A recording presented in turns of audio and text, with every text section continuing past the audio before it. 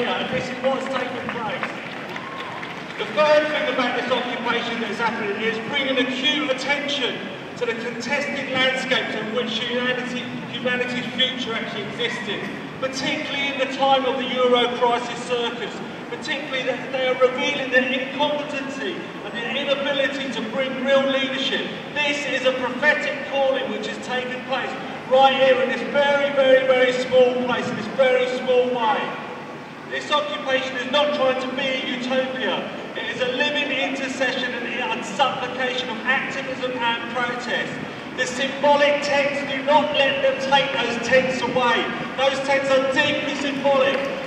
I mean, it's deeply ironic that St. Paul was a blooming tent maker. Yet keep those tents here. Do not let them be taken away. This place is a living prayer of justice and of change. So moving on to the second observation, directing to the powers that be. Let me say this, there is a deep pattern of confrontation of what's going on here and what is bound in terms of what happened to Jesus and the movement there. Whether or not you're religious or not, forget this, but just check out this parallel of what's happened. The first thing that they confronted Jesus about was around crucial legal issues and about purity regulations. They tried to tap him on health and safety issues. The second thing they tried to do was, the next thing was just on issues of social order and the protection of the temple. They basically closed the temple's doors and basically said, keep out, you don't belong here, we don't want you here. So that was the second thing they tried to tap him on.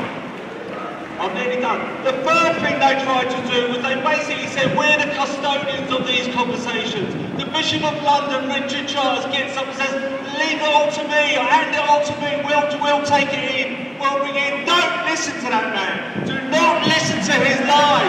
Do not listen to what he's saying. The conversation is not theirs, the conversation is ours. And the last thing is that economic, political and religious leaders basically get together to regain control. That's what they've done. They tried health and safety. They tried to basically say, we need a bit of social order, it's all been very nice, all go home. They tried to take it back and say, this is our conversation, not your conversation. And then they basically